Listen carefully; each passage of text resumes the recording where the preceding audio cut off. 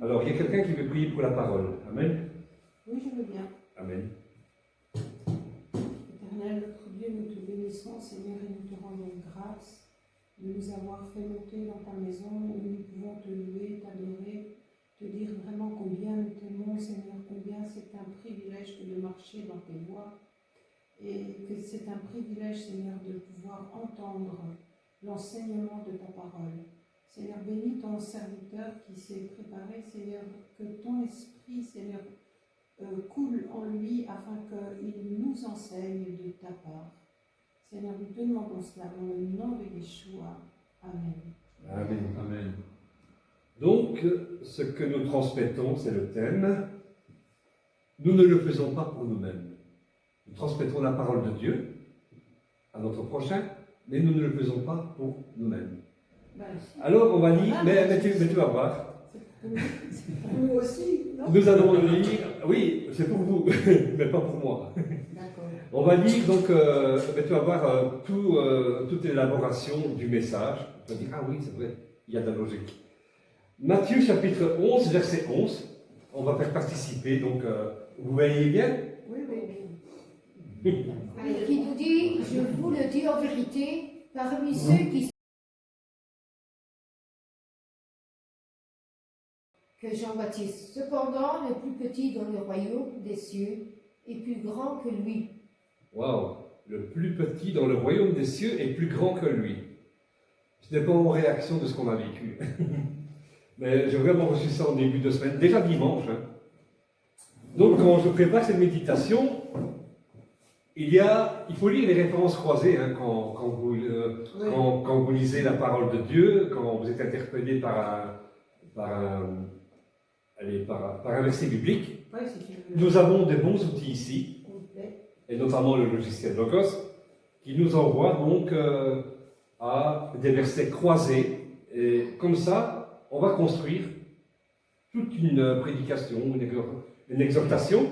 Et donc, il y a donc 1 Pierre, chapitre 1 Pierre, chapitre 1, verset 10 à 12, qui dit, voilà. Les prophètes qui oui. ont prophétisé.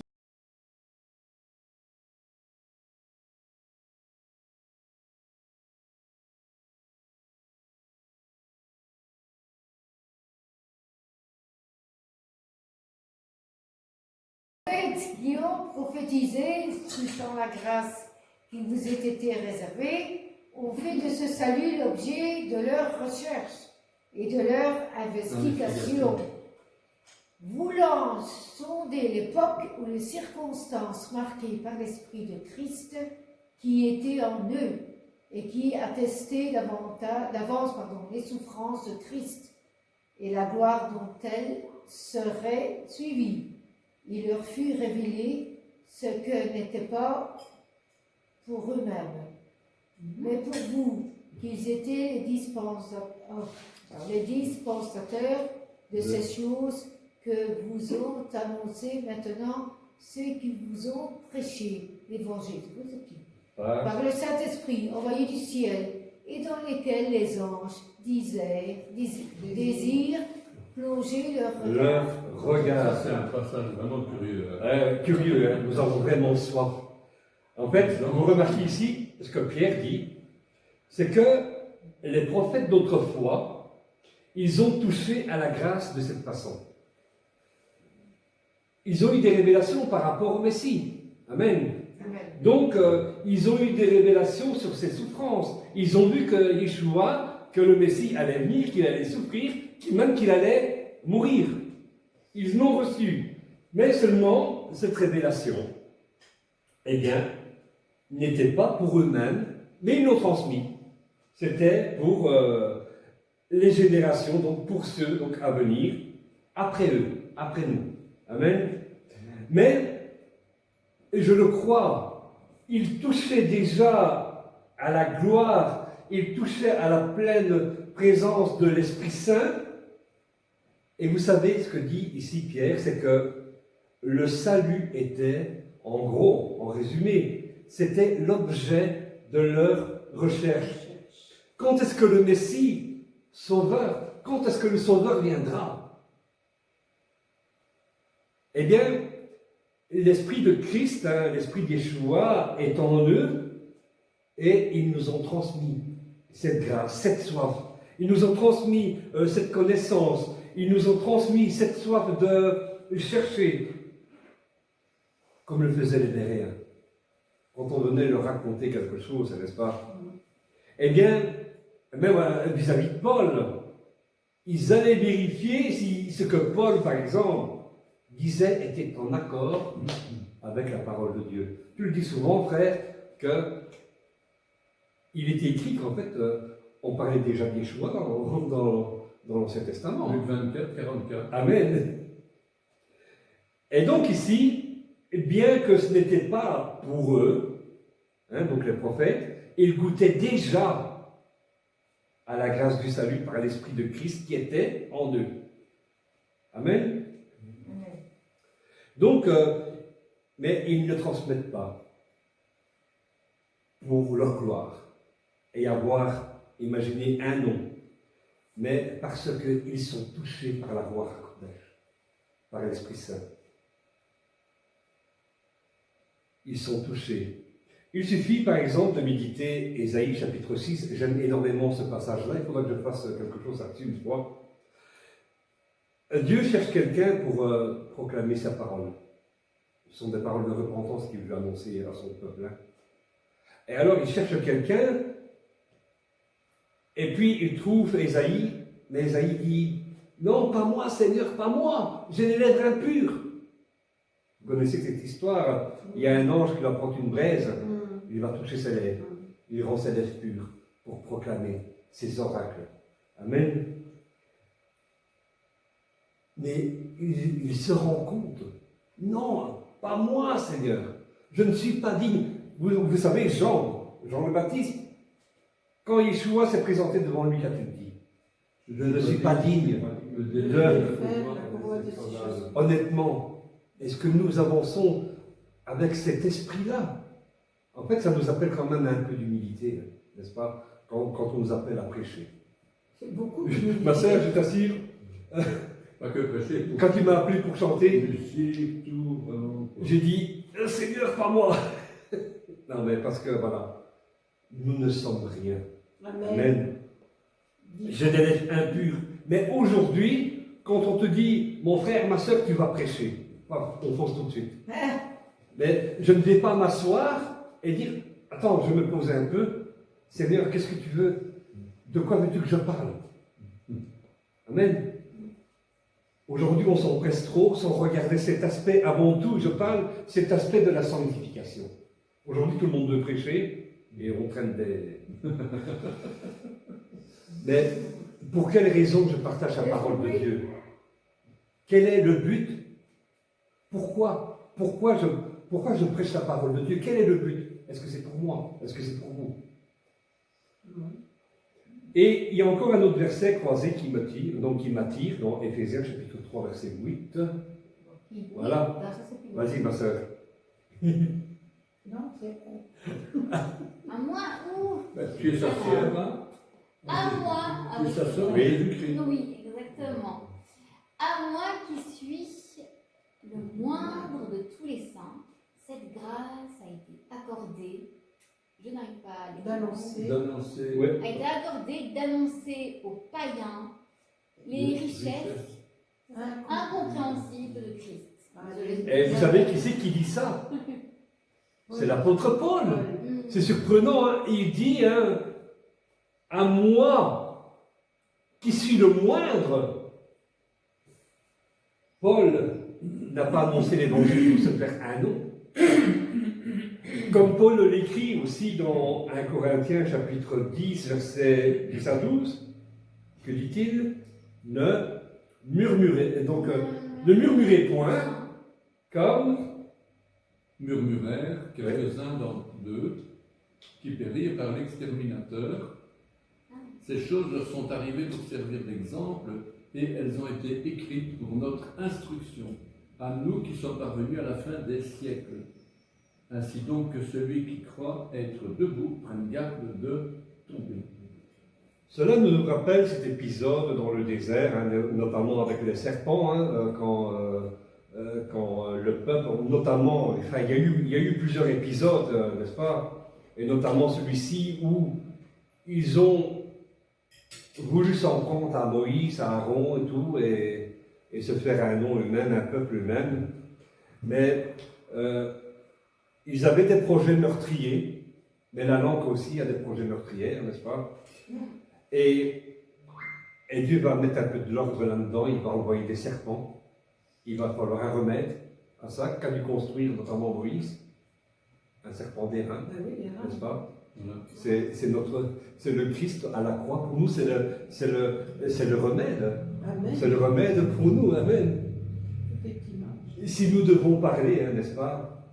Nous devons le faire en sorte que ça ne doit pas être des murmures, mais ce sont des paroles de prière qui sortent de notre bouche.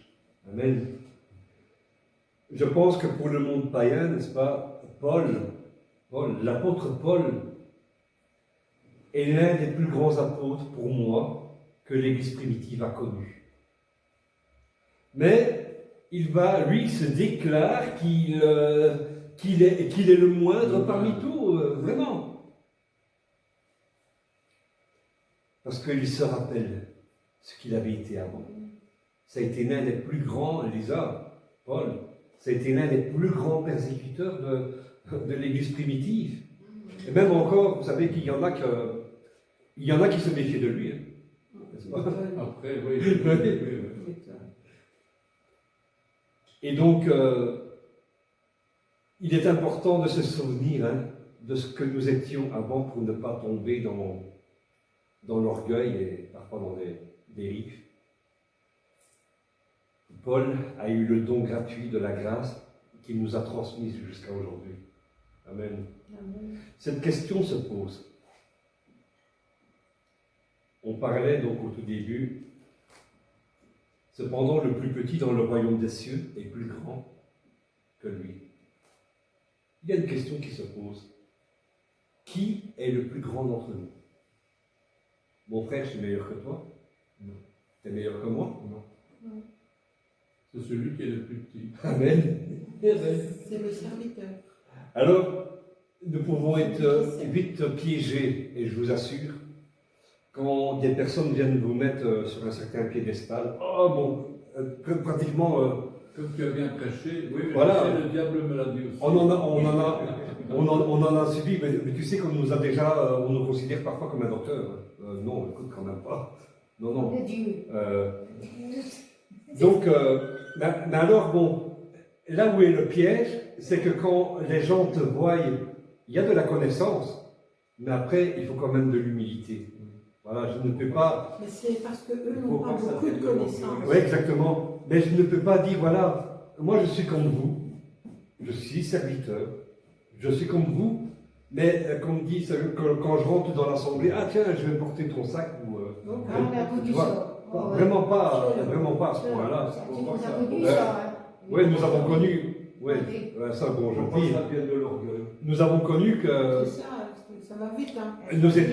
nous étions invités, et bon, tu sais, c'était un apôtre, on faisait une convention une fois tous les 3 mois, et lui, il voulait que tous les pasteurs mangent à la table des pasteurs.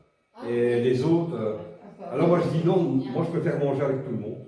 Je me mets à la table de n'importe qui. Je crois qu'on doit... ce n'est pas parce que tu as un certain niveau que tu dois... ça y est, voilà. Je ne comprends pas vraiment. Alors, il y a Luc, donc, il y a Luc qui va répondre à cette question. Donc, qui est le plus grand d'entre nous? Luc chapitre 9, versets 47 à 48. Si c'est trop petit, je peux le lire. Non, mais ça, je lis avec. Oui, d'accord. Or, une pensée leur vint à l'esprit, savoir lequel d'entre eux était le plus grand. Yeshua, voyant la pensée de leur cœur, prit un petit enfant, le plaça près de lui, et leur dit, « Quiconque reçoit en mon nom ce petit enfant me reçoit moi-même, et quiconque me reçoit, reçoit celui qui m'a envoyé.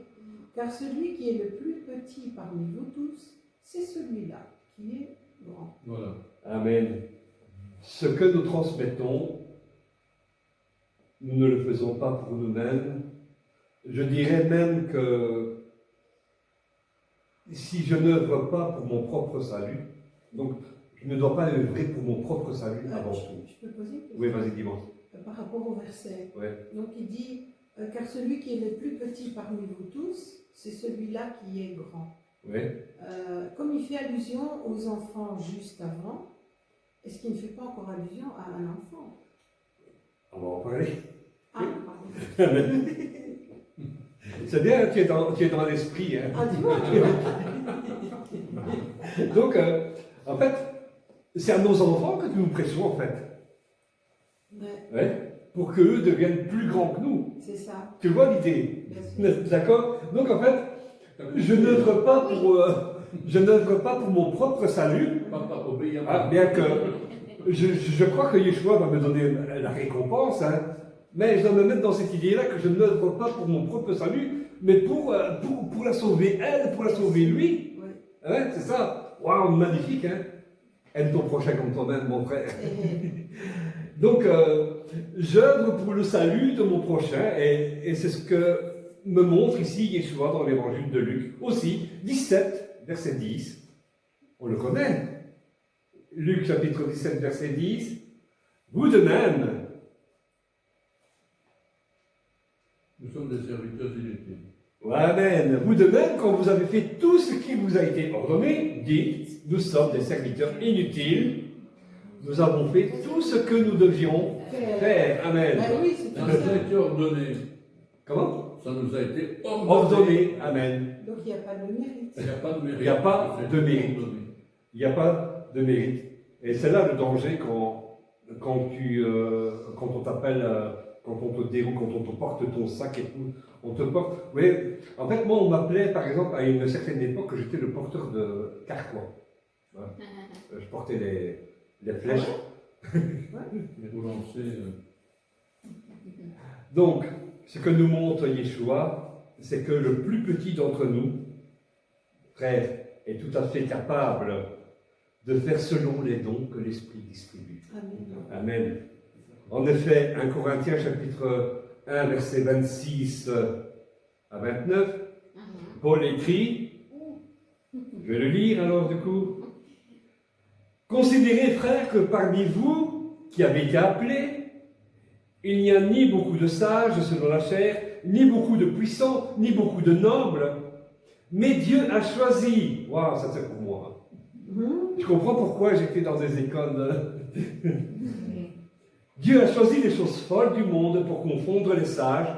Dieu a choisi les choses faibles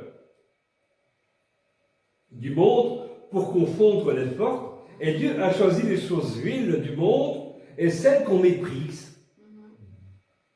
Celles qui ne sont point pour réduire à néant celles qui sont. Afin que nulle chair ne se glorifie devant Dieu. Alléluia.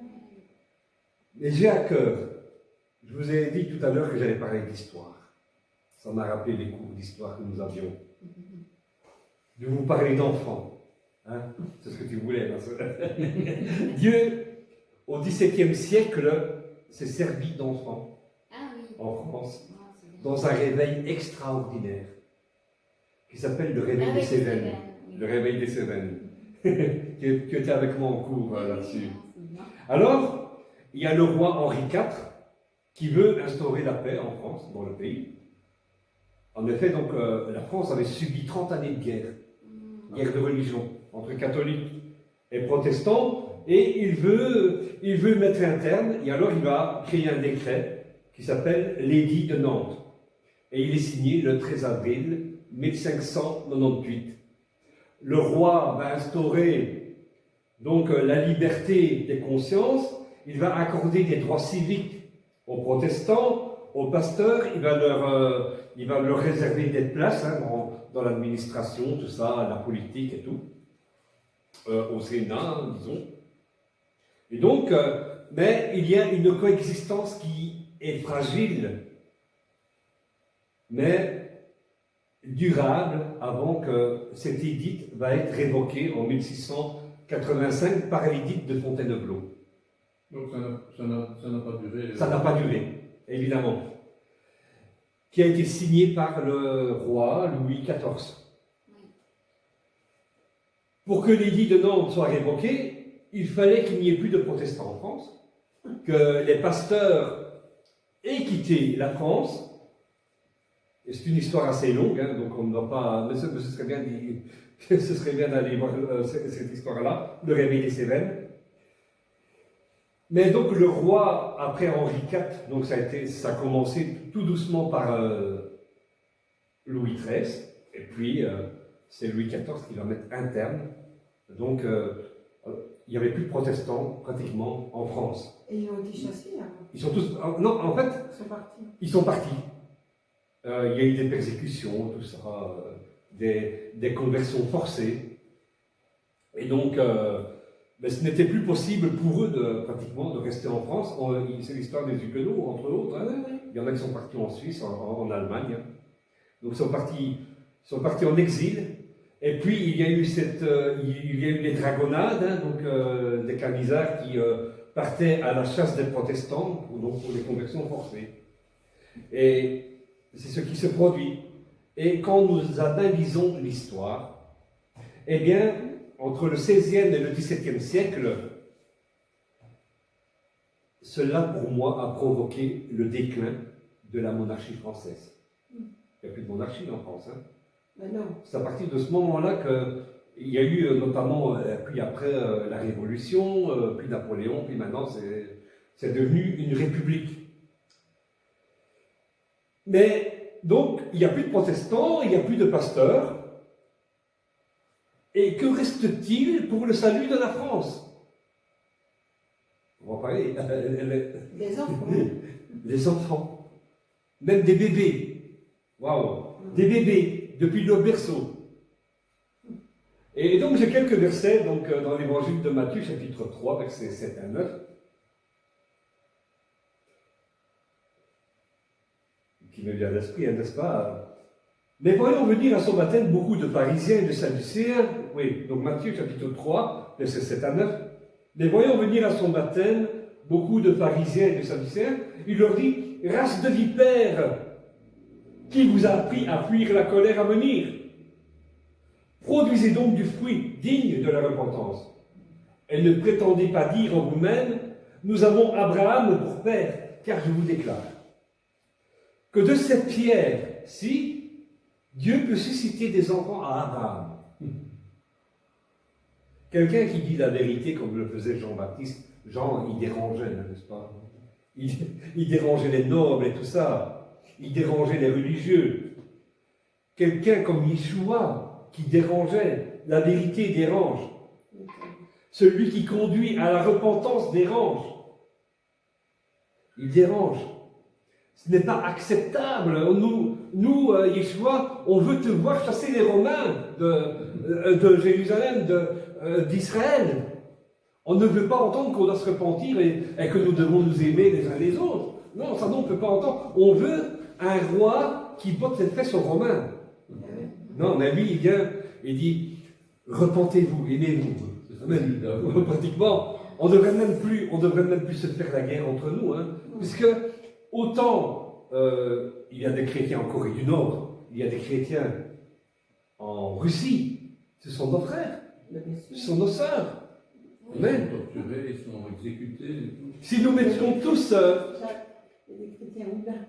oui, si nous mettions tous en application... Non, c'est pas... Restons concentrés. Non, pardon. Si nous mettions tous en application ce que Yeshua nous invite à faire, il n'y aurait plus de guerre dans le monde. Seulement, bon, les hommes, ils interprètent à leur façon la parole de Dieu et ils convertissent de force, hein, n'est-ce pas? Mais Yeshua n'a jamais demandé d'aller convertir. C'est un choix. De le suivre, c'est un choix. C'est clair. Amen. Il ne fera pas la porte. Oui. Et donc, c'est difficile d'admettre notre condition de pécheur.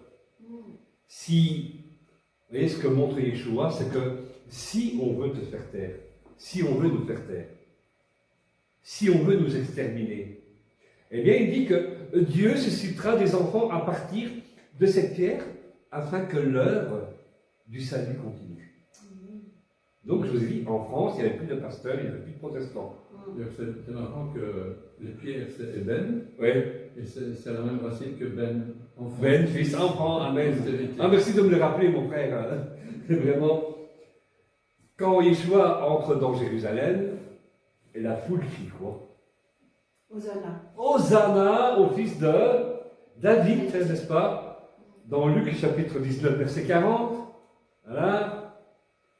Quelques pharisiens du milieu de la foule dirent à Yeshua, Maître, reprends tes disciples. Et il répondit, je vous le dis, s'ils se taisent, que se passe-t-il? Les pierres crieront. Quand la France a été vidée de ses pasteurs, les protestants, les huguenots qui ont fui en grande partie en Allemagne, en Suisse, Dieu aurait pu susciter des pierres pour qu'elles témoignent de lui. Mais il reste encore des enfants. Dommage que les enfants ne sont pas là, hein, frère. Oui, c'est vrai ça. Il restait encore des enfants, David disciple. même des bébés, Lisa, des bébés qui se sont levés de leur berceau et ils annoncent la repentance, ça s'est produit, ils annoncent la repentance, et il y a des enfants de 3 à 5 ans, des adolescents de 12, 15, 17 ans qui prophétisent la délivrance de la France. Ouais. Amen. L'esprit se saisit d'enfants qui ne savaient ni lire, ni écrire, évidemment. Les plus âgés, vous savez, en France, on parlait un patois. Et ils se mettent à parler le français académique. La langue maternelle était le patois local. Et tout commence ici aussi dans le Dauphiné. Il y a une bergère qui s'appelle Isabeau Vincent. Elle a 15 ans. Et elle parle pendant son sommeil. Elle commente la Bible. Elle appelle les pécheurs à se repentir. Elle appelle la France à se repentir. Mais les gens viennent l'écouter. Des foules viennent l'écouter. Elle va être arrêtée. Elle va être jetée en prison. Mais elle continue de la prison là où elle est. Elle continue de prêcher. J'ai jamais entendu ce nom-là. Isabeau Vincent. Tu auras la référence, je te donnerai le cours. Et puis, aussi, en 1689, Gabriel Astier prophétise, et il attire les foules. Puis ce sont des centaines d'enfants, parfois âgés de 3, 4 ans. Ils tombent en extase, ils sont saisis par l'esprit. Des bébés de 9 mois qui prophétisent depuis leur berceau. Et malheureusement, des enfants qui sont dénoncés par leurs propres parents. Oui. Ils sont transmis aux autorités, on les met en prison. Certains s'échappent, d'autres sont adoptés par des familles camisardes, ils vont devenir catholiques, hein, des choses ainsi pour les convertir de force. Il y a des espions qui sont envoyés par le clergé. Mais l'esprit avertit toujours des dangers. Amen. C'est l'effusion de l'esprit. Mais pourquoi Dieu l'a fait? Et s'il ne l'avait pas fait? Pour le réveil, justement. Amen. La persécution provoque le réveil. Mais ça a une répercussion pour nous encore aujourd'hui, s'il ne l'avait pas fait avec la France. Amen. Il l'a fait en ce temps pour nous, aujourd'hui, pour nous. Posons-nous la question, imaginons, même si tous les signes nous montrent que le retour de Yeshua est imminent, c'est imminent. Mais soit que nous verrons le Seigneur venir, Yeshua venir, revenir, soit que ce sera pour la génération suivante. Il faut imaginer que tout ce que nous faisons, nous ne le faisons pas pour nous-mêmes, nous l'avons dit depuis le début, nous ne le faisons pas pour nous-mêmes, mais pour le salut, pour ceux à venir. Pour ceux qui suivent après. Amen, tout à fait. À qui nous avons le devoir, petits et grands. Si je transmets la parole de Dieu à ma fille, que fera elle? Elle le transmettra. Ainsi, de génération en génération. Amen. Nous regardons nos enfants et c'est leur avenir que nous voyons. En ce sens, ils sont plus grands que nous. Je termine par l'évangile de Matthieu, chapitre 19, versets 13 et 14. Alors, on lui amena des petits-enfants, qui leur imposa, donc, afin qu'il leur imposât les mains. Donc, Yeshua impose ses mains aux enfants. Il pria pour eux, mais les disciples les repoussèrent. Et Yeshua dit, laissez les petits-enfants, et ne les empêchez pas de venir à moi, car le royaume des cieux est pour ceux qui leur ressemblent. C'est fort quand tu dis ça. Mon frère, je ne vais pas rappeler ton âge ici, mais tu imagines l'âge que tu as, Ouais, vraiment. mais tu dois garder cet esprit d'enfant. Ils sont plus grands car même s'ils ne savent pas encore lire ni prophétiser, Dieu, de façon nous, par exemple, parfois en tant qu'adultes, nous fermons bien souvent la porte parce que voilà, il y a la connaissance et tout ça, mais un enfant, il ne se pose pas de questions. Dieu peut se saisir d'eux pour faire des choses bien plus grandes que nous. Pourquoi? Je me suis souvent posé la question, quand nous sommes, pour les théologiens, donc pour ceux qui font de la théologie, ben parfois pour aller au point F, et je vais faire tout le tour, et il y a la théologie, il y a la connaissance, etc. Bon, si le message normalement devait durer que 5 minutes, j'ai tourné autour, et j'ai apporté des tas de connaissances, de la connaissance, et puis ben, finalement, oh mon frère, ma soeur, je comprends rien à ce que tu dis. Mais l'enfant, en fait, qu'est-ce qu'il fait? Lui, il va dans ton but. Comprenez? Parce que, oui, parfois nous réfléchissons un peu trop sur des choses parfois qui peuvent être simples. C'est ça. L'enfant, les enfants qui nous suivent, et si on avait ici, je leur poserai la question, n'est-ce pas? Demandez-leur comment ils voient Yeshua. Ils vont vous parler avec leurs mots, de leur bouche vont sortir des vérités. Et vous allez voir dans leur cœur l'amour de Dieu sortir. Amen. C'est à méditer. Tout à fait. Ouais. C'est pour ça, ma soeur, moi, je suis quand même sérieux des fois. Mais non, j'ai quand même toujours gardé ce cœur d'enfant. Ouais, je t'assure. Il faut être sérieux quand il faut être sérieux. Il faut avoir été passé parce que tu es passé. Exactement. Si tu as eu une famille où tout est parfait, tu ne comprends pas forcément la souffrance. Je pense que c'est aussi une question de personnalité. Oui. Mais cela, ma sœur, il faut que je le dise. Bien sûr. Parce que je t'assure, et mon cœur pleure.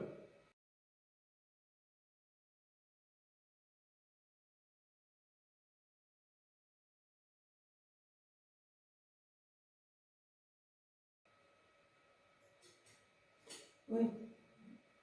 Selon la parole de Dieu, on peut établir, il y a des critères qui font que, mais il ne faut pas oublier que celui qui a toujours le dernier mot, c'est Dieu. C'est Dieu qui a le dernier mot. Alors il y a des critères qui sont là pour nous-mêmes, tu vois, pour que genre, oh là là, je ne veux pas marcher de travers parce que sinon je ne serais pas sauvé. Donc voilà, les critères, ils sont là aussi pour nous, tu vois. C'est la prédication de l'évangile de l'enfer. Heureusement qu'ils toujours sont parler là. de l'enfer pour essayer de sauver les gens. Heureusement qu'ils sont là, sinon, t'en fous.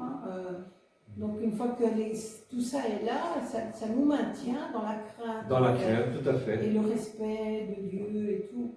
Mais après, qui ira finir en enfer et au paradis?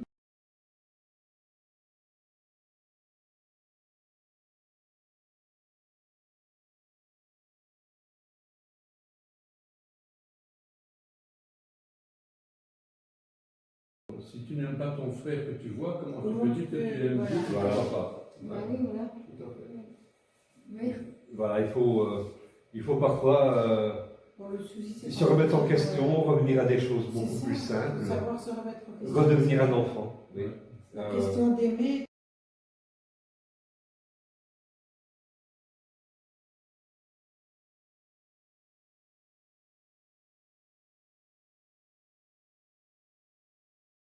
Les uns les autres. C'est ça.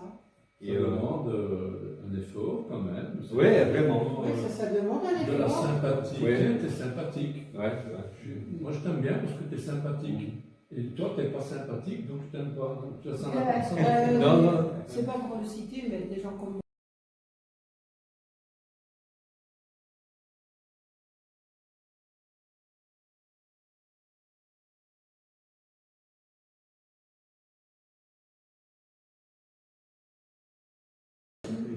Voilà. c'est- Ben, vous avez Mais tu sais compris, que vous avez Lucas et compris. Ilse, quand les enfants ils étaient petits, tous les vendredis soirs, ils faisaient un Shabbat, ils faisaient comme un mini-culte en famille. Ouais, tu magnifique, vois. hein, ça. Ouais, Ouais. ils ont fait ça des années, encore maintenant ils le font. Hein. Mhm. Mais, eh bien, Lucas, il faisait la paracha avec eux, le vendredi soir, avec sa femme et ses 2 enfants. Et il posait question à Uriel et à Chirel, et combien de fois qu'il le disait, qu'est-ce qui leur sortait les gosses. Oui, vraiment. Ouais, Tu vois, c'est l'idée de cette étude, en fait. Voilà. Amen. Amen. Dans ce qui est au Daraba. Toskiou. Alors, soyez bénis, shalom, shalom. Merci Roger.